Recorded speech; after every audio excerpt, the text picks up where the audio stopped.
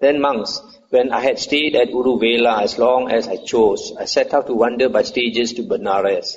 Between Gaya and the place of enlightenment, the Ajivaka Upaka saw me on the road and said, "Friend, your faculties are clear.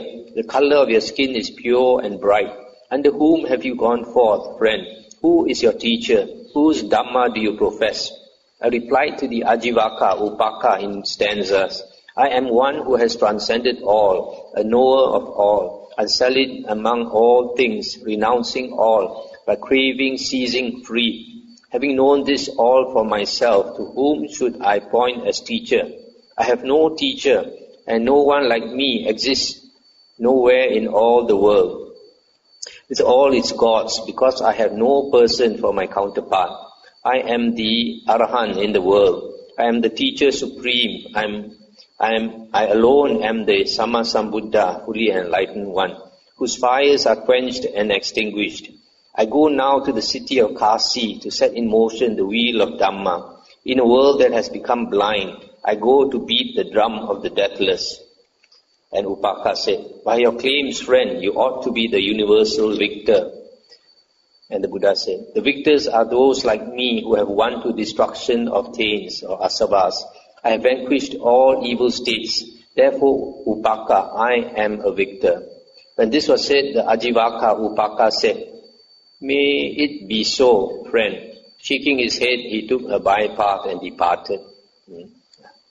So you see this Ajivaka is one of the type of ascetics who go naked. So this naked ascetic, when the Buddha told him that the Buddha was enlightened, he said maybe, he shook his head. Indians like to shake their head. And then he went off. So you see, it's not easy to teach somebody, sometimes they half believe you. In front of the Buddha, he met the Buddha, the all-knowing one. In front of the Buddha also, he just went off. Didn't want to learn under the Buddha. Then monks, wandering by stages, I eventually came to Benares, to the deer park at Isipatana, and I approached the monks of the group of 5. The monks saw me coming in the distance, and they agreed among themselves thus, "Friends, here comes the recluse Gotama, who lives luxuriously, who gave up his striving and reverted to luxury. We should not pay homage to him, or rise up for him, or receive his bowl and outer robe, but a seat may be prepared for him. If he likes, he may sit down." However, as I approached, those monks found themselves unable to keep their pact. One came to meet me and took my bowl and outer robe. Another prepared a seat, and another set up water for my feet. However, they addressed me by name and as friend. Stop here for a moment. These 5 disciples of the Buddha, they, together with the Buddha before enlightenment, they were striving very hard, fasting, eating very little food, to the extent of eating 1 grain of rice a day. And later, when the Buddha realized that it nearly killed him, because he fell into a stream and was so weak he could not do 1 push-up to get out of the stream. So he was drowning, and a cowgirl pulled him out of the stream and saved his life. So after that, he realized that was the wrong way. He could have died easily. So he decided to take the middle path and eat 1 meal a day. And after eating 1 meal a day, he had enough strength to sit properly and meditate and attain the jhanas. And from there, he became enlightened. So these 5 monks, because the Buddha decided to eat 1 meal a day, they thought the Buddha was too luxurious already, giving up all his ascetic practices. So they looked down on him and they left him. But during the period when they left him, the Buddha became enlightened. So now that the Buddha came back to them, they didn't realize that the Buddha was enlightened. They thought they don't want to greet the Buddha and all that. So they addressed the Buddha by name and as friend, Avuso. Thereupon I told them, "Monks, do not address the Tathagata by name and as friend." This Tathagata, in Chinese they translate as Ru Lai. but the proper name should be thus gone one. Thus gone one. Yes, enter Nibbana. The Tathagata is an Arahant, Sammasambuddha. Listen, monks, the deathless has been attained. I shall instruct you, I shall teach you the Dhamma, practicing as you are instructed. By realizing for yourselves here and now through direct knowledge, you will soon enter upon and abide in the supreme goal of the holy life, for the sake of which clansmen rightly go forth from the home life into homelessness. When this was said, the monks of the group of 5 answered me thus: Friend Gotama, by the conduct, the practice and the performance of austerities that you undertook, you did not achieve any superhuman states, any distinction in knowledge and vision worthy of the Aryans. Since you now live luxuriously, having given up your striving and reverted to luxury, how would you have achieved any superhuman states, any distinction in knowledge and vision worthy of the Aryans? When this was said, I told them, the Tathagata does not live luxuriously, nor has he given up his striving and reverted to luxury. The Tathagata is an Arahant, Sammasambuddha. Listen, monks, the deathless has been attained. I shall instruct you, I shall teach you the Dhamma, etc. A second time, the monks of the group of 5 said to me, Friend Gotama, by the conduct, practice and performance of austerities that you undertook, you did not achieve any superhuman states, any distinction in knowledge worthy of the noble ones, or Aryans. Since you now live luxuriously, having given up your striving and reverted to luxury, how will you have achieved any superhuman states, any distinction in knowledge and vision worthy of the noble ones? The second time I told them that the Tathagata does not live luxuriously, etc. A third time the monks of the group of 5 said to me, Friend Gotama, by the conduct, the practice and the performance of austerities that you undertook, you did not achieve any superhuman states, etc. When this was said, I asked them, Monks, have you ever known me to speak like this before? And they said, No, Venerable Sir.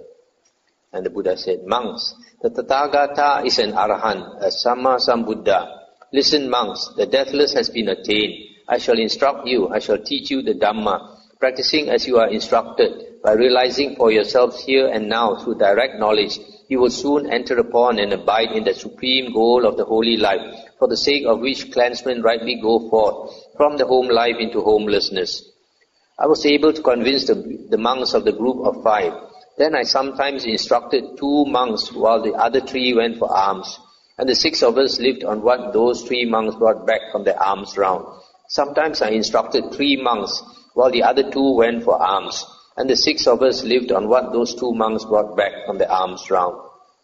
Then the monks of the group of 5, thus taught and instructed by me, being themselves subject to birth, having understood the danger in what is subject to birth, seeking the unborn supreme security from bondage, Nibbana, attain the unborn supreme security from bondage, Nibbana, being themselves subject to aging, sickness, death, sorrow and defilement, having understood the danger in what is subject to aging, sickness, death, sorrow and defilement, seeking the unaging, unailing, deathless, sorrowless and undefiled supreme security from bondage, Nibbana.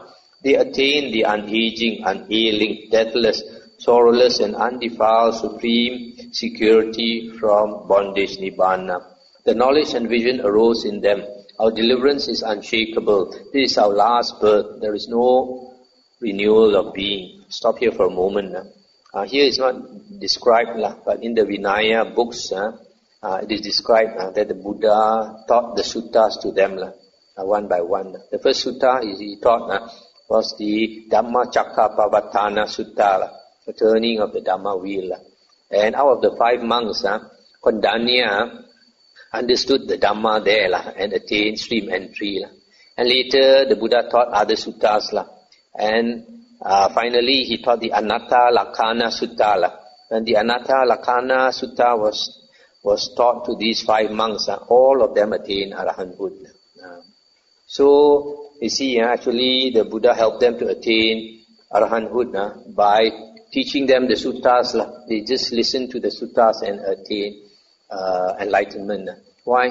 Because in the suttas the Buddha says there are 2 things that bring knowledge that are necessary for enlightenment: samatha and vipassana.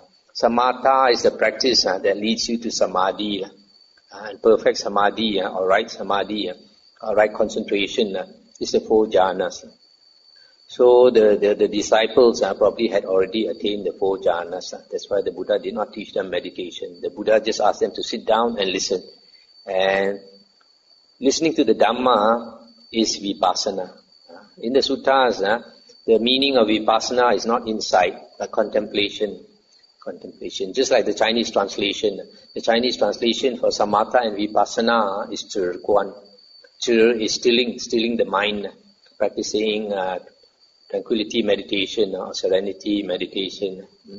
And vipassana is guan. Guan is contemplation. So the Chinese translation is correct.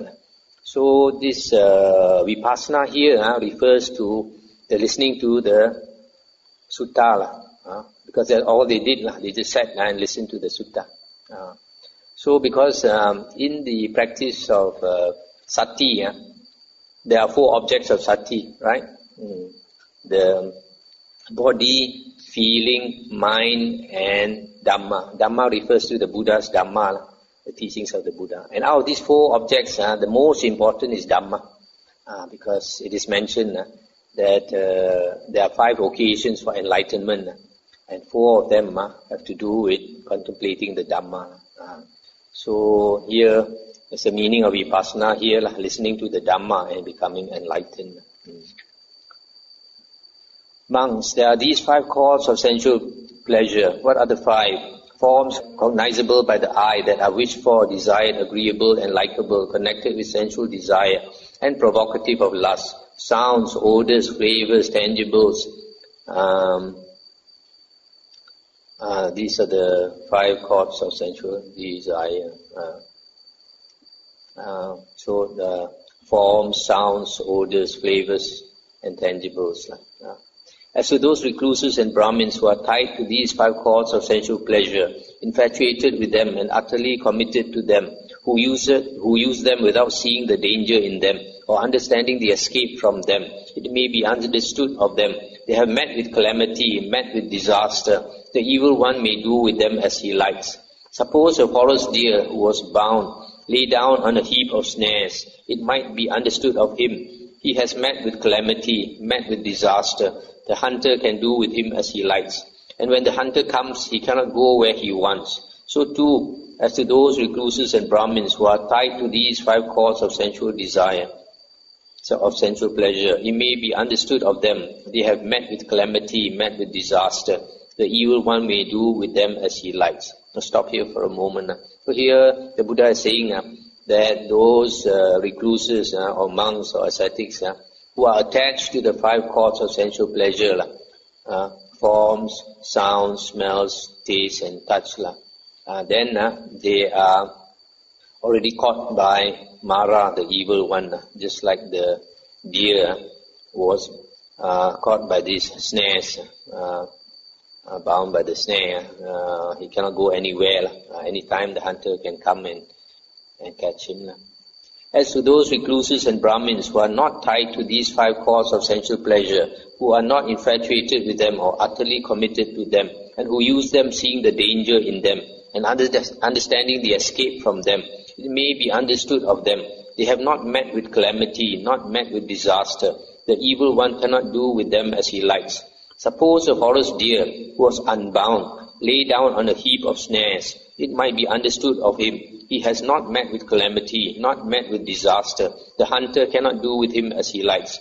And when the hunter comes, he can go where he wants.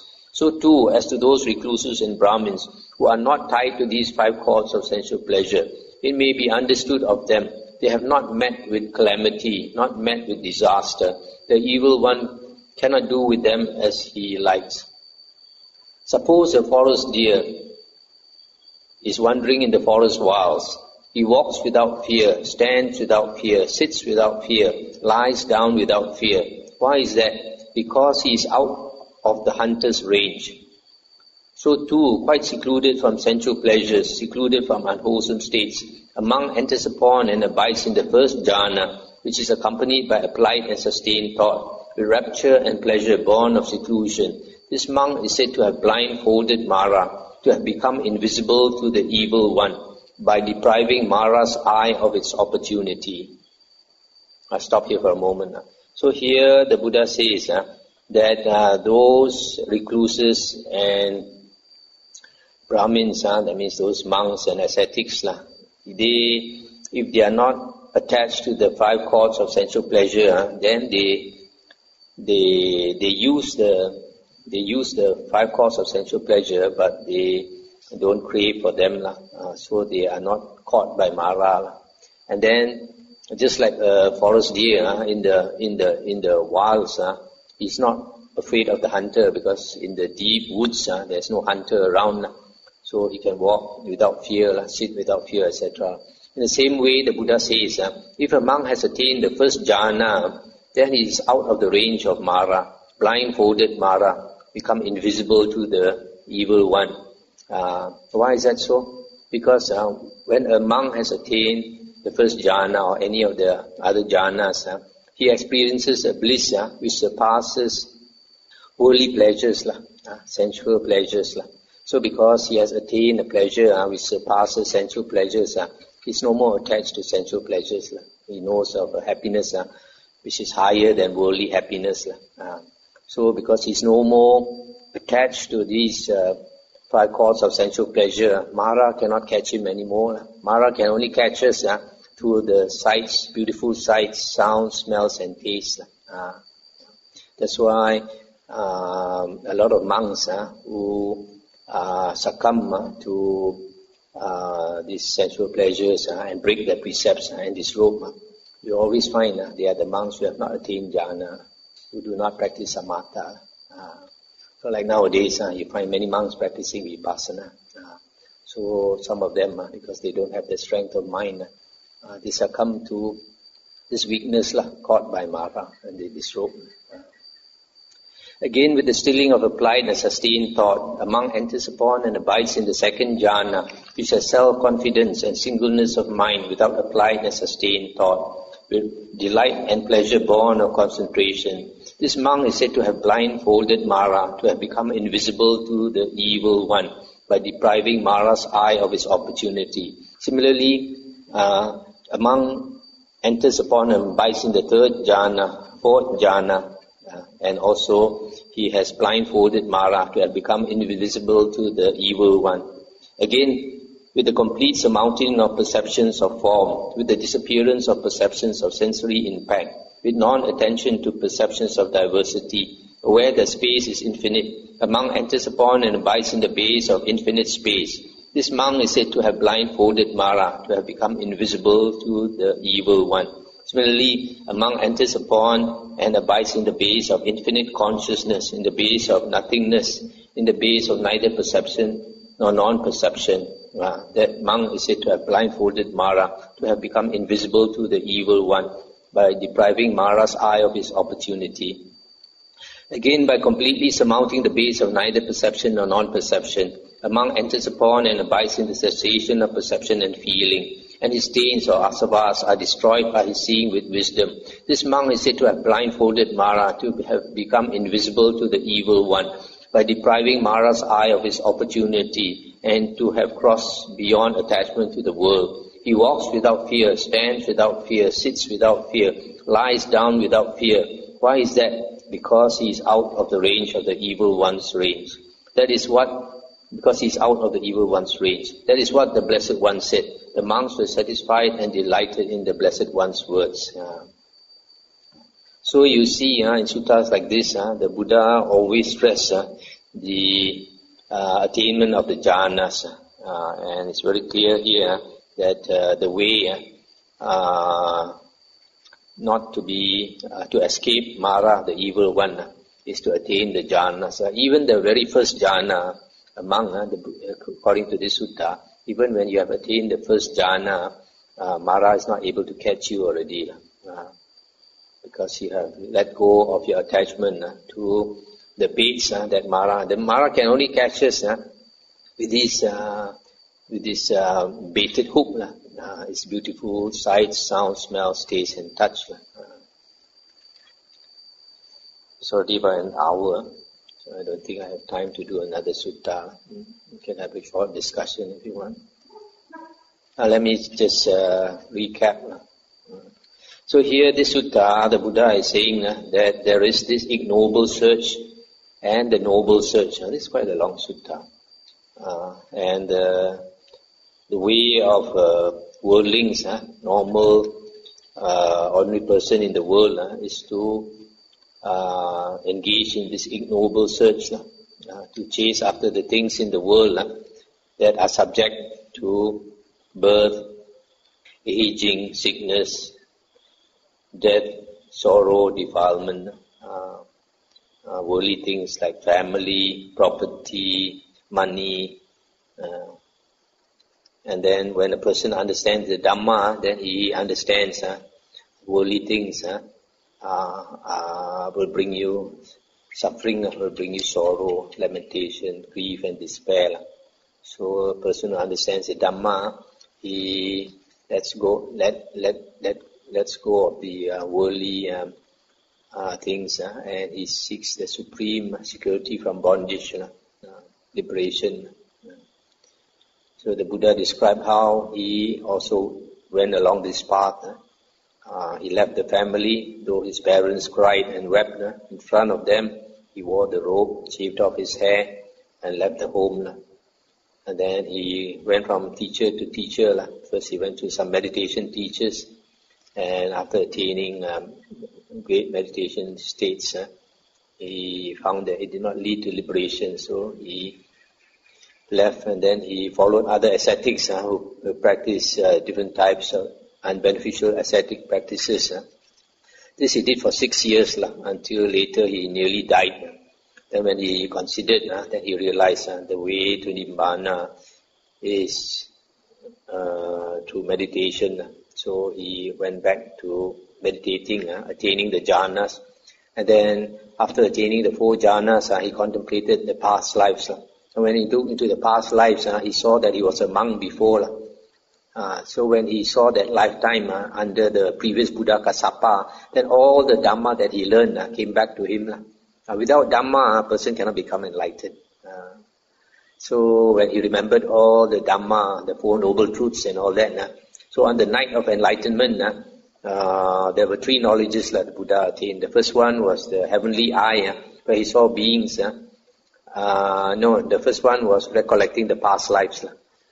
He recollected his many past lives until he realized he was a monk before. Then the second one was he used the heavenly eye, the divine eye, to see beings dying and passing away, dying and taking rebirth, dying and taking rebirth according to karma.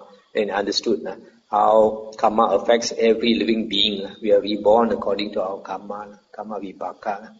Then the third watch of the night, from 2 to 6 a.m., he used the Dhamma that he remembered, especially the 4 noble truths, contemplated the 4 noble truths, understood clearly the 4 noble truths, and became enlightened. That was the way the Buddha attained enlightenment. So after that, the Buddha described how he wanted to teach his 2 meditation teachers, but they had passed away, and he reborn in 2 higher heavens so that he could not go and teach them. So he taught the 5 disciples, and they also became enlightened. And this last part, the Buddha says that the only way to escape from Mara is to attain the jhanas. When we attain the jhanas, then we get out of the range of Mara. Mara cannot catch us anymore. Okay, stop here. External sex teachers, yeah. And assuming that the Buddha was at least Sotapan in his previous life, he would have attained right view already. And yet he had to study under external sex teachers because there were no Sammasambuddha at that time. So can Bhante clarify for us how he had to learn meditation under those 2 teachers? Yes, because if a person becomes a Sotapanna or Sakadagamin, first or second fruit, Arya, when he comes back as a human being, he would have forgotten his previous life. So because of that, all the Dhamma that he knew, he does not remember. This is below his threshold, conscious, normal waking consciousness. It is deep inside him. So he has to meditate and attain the jhanas like the Buddha did, and then recall the past lives. When he recalled his past lives, then only he remembered the Dhamma that he learned. So because the Buddha did not remember before enlightenment, did not remember his past lives. So the only thing that was guiding him was this great desire to become enlightened. So he went from teacher to teacher, even learning and practicing. I noticed during the Buddha's struggle to become enlightened, he practiced a lot of unbeneficial ascetic practices, which later he said was useless. So just because he did not remember, that's why he practiced all that. Also is mentioned in the suttas that an Arya, even though Arya is said to have perfect moral conduct, it does not mean that an Arya cannot break the precepts. It is stated even Arya can break the minor precepts. Only thing is he does not hide. He does not hide the fact that he has broken precepts or done something wrong. He will tell his companions in the holy life. So I think a person who in a past life is an Arya, when he comes back now, he also can break some minor precepts. Not that he cannot break the minor precepts. It's only that serious precepts he would not break, like kill a person or commit adultery. Next question is something, when a person is jhana, when it temporarily suspend the hindrances, the 5 hindrances. What about the factors, the 10 factors? Because the 10 factors also, some of them are the 5 hindrances also. Okay. So, are you talking about Arya or not Arya? Say they are not Arya, they can attain the jhana. So I was thinking their hindrances would have been reduced when they attain the jhana. So that if they do not have right view, so what happens when they are out of the jhana, they still have the hindrances? Okay, according to the suttas, when a person attains the jhanas, he eliminates the 5 hindrances. Eliminates the 5 hindrances, not just temporary, but cut them off. So when he comes out of jhana, he is still the 5 hindrances are still cut. But if that person is not an Arya, that means he has not destroyed the 3 lower factors, like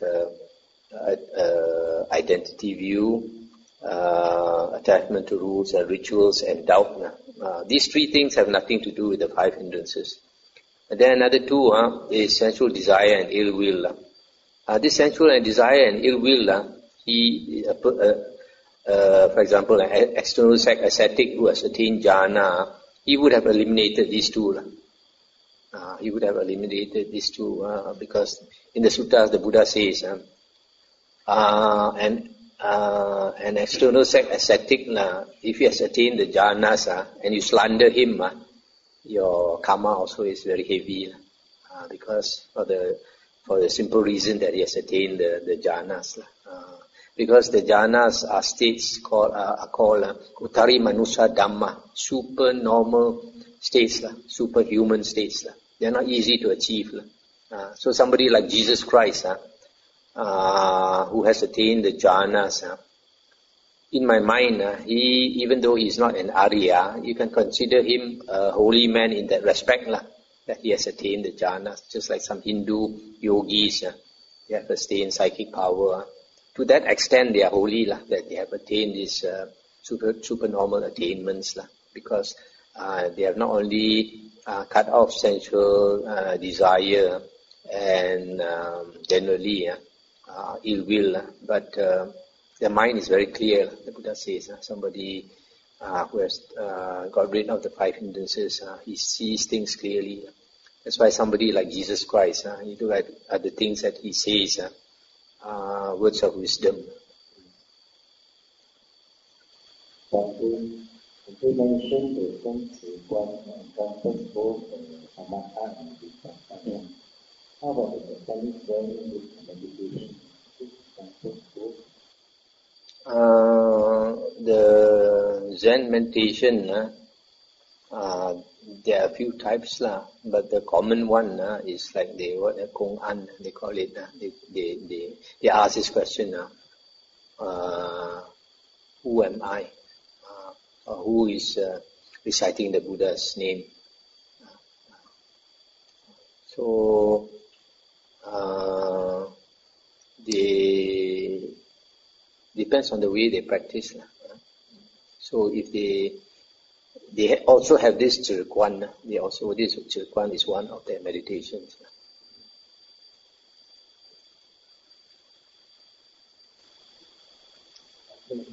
Thank you. And I will do it again.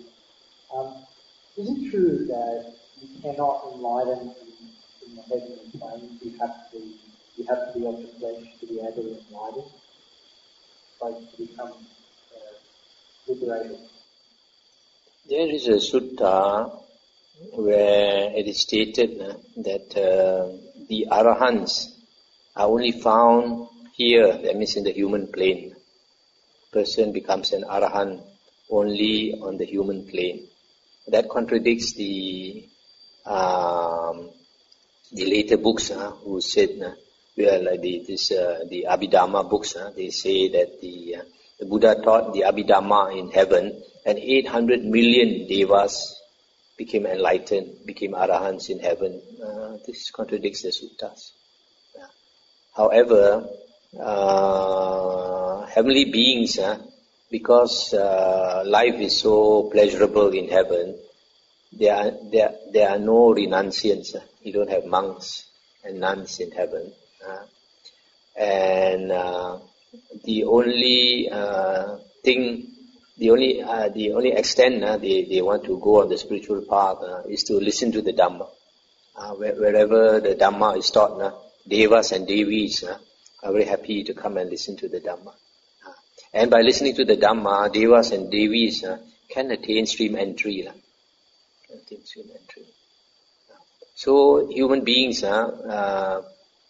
Aryans, when we are reborn in heaven, we don't strive because heaven is so pleasurable. There's no incentive to strive. We don't see any dukkha in heaven. So we come back to the human world to strive. The other thing is, Sotapanna and Sakadagamins, they come back to the human world to strive. And then Anagamin, they have practically finished their work. Anagamins are born in the fourth jhana plane, called the Sudavasa abode, pure abodes. And from there, there are supposed to be 5 heavens, 5 levels there. And some of them are born in the first level. After they pass away, they are reborn in the second level, third level, fourth level, fifth level, the highest level. After the 5th level, they just enter Nibbana because they have practically done their work. So the simile given in the sutta is like a blacksmith. He heats some metal up to red hot, and he's hammering on the metal maybe to make a sword or a hammer, whatever tool. So he's banging on the heated iron, and the chip flies off. This chip flies off, falls to the ground. The different stages. This chip, red hot chip, flies off, and it cools very fast. By the time it reaches the ground, it's already cooled. There's another type, it flies off, and when it hits the ground, it has not cooled yet, but in a short while it will become cool. Then another one falls to the ground, and then it starts a small fire before it cools down. So this cooling down is pertaining Nibbana. This simile this simile means that the Anagamins, the third fruit Arya, they are born in the pure abodes, and from there they cool down into Nibbana. They enter Nibbana. So they don't actually attain Arahanthood. They just enter Nibbana. So only humans attain Arahanthood. Okay, on the three lower passage for Sotapan, I have to ask about Silabhata Paramasa as rules and rituals. Say, for example, a person were to be, some people are very set in doing things, so set that it can become rituals. They set their own rules so that it is so fixed that others find it difficult to work with them, so much so that it affects relationships. So I was wondering whether, for example, like temples, different temples have different way of perhaps serving the monk or whatsoever. And let's say some temples some people working in the temple can be very strict in their way, that either you follow or you're not welcome at all. So is this Silabhata Paramasa something? It's a bit hard to say whether it's Silabhata Paramasa. But Silabhata Paramasa means attachment to Sila and Bhatta or Vata. Sila are rules, precepts, and Vata are religious observances. So they have a purpose. So different traditions practice different things. But if a person is so attached to this Sila and this Vata, that they make a show of it, and then that is attachment to Sila and Vata. Make a show of it, because in the monk's Vinaya, the monk is not allowed to show off, even in the sense that if a monk likes to live alone or live in seclusion, he's not allowed to tell everybody, I like to live alone, I like to live in seclusion, because that is showing off. So in the same way, the precepts are meant to help us to practice. We keep the precepts and we keep this Vata, practice this Vata and all that to help us attain liberation, so that we don't do anything wrong for which you can have remorse.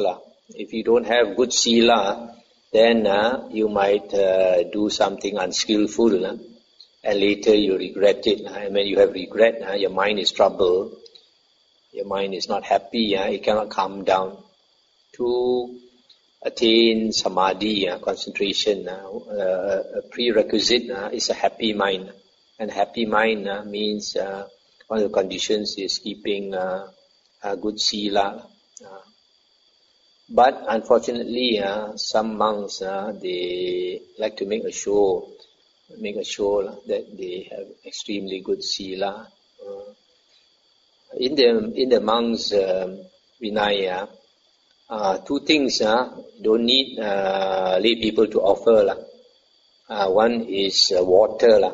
If a monk needs to drink water, even no lay person around, you just help yourself to water because it's a necessity. Another one is toothpick or something like that. So I remember many years ago that a foreign monk came into Penang. Happened to be in the monastery, and he was telling lay people that water also has to be offered, because the water is boiled and it uses electricity, and electricity means using money and all these things. So to me, I think that was a bit of a show off. I forgot to tell lay people that he is not allowed to accept money, but he was accepting money, but he was telling that this water has to be offered. So that is what is meant by Silabhata Paramasa. Only thing is, of course, there are some monks, they are very strict with the rules. Not so much that they have Silabhata Paramasa. It's just that there are some monks, especially new monks, because when I was a new monk, I was also extremely fussy about the precepts. And usually that is because a new monk that cannot differentiate properly between what is important and what is not important. So a new monk would say everything is important. So he is afraid of doing anything wrong. So to him everything is important. So that is excusable. And it's also good for a new monk to be very strict, because you know human habits. As we grow older, we tend to be more and more relaxed. You can even say the same for the Buddha, because in the Buddha's younger days, you look in the Vinaya books, he was very strict and very fussy. Even some of the monks, I think they wanted to use some clay scrubber to scrub their feet. Also, the Buddha said not allowed.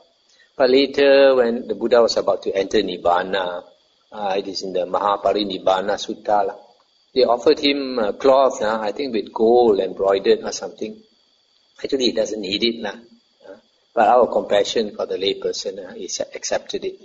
Probably in his younger days, he would have refused. So it is human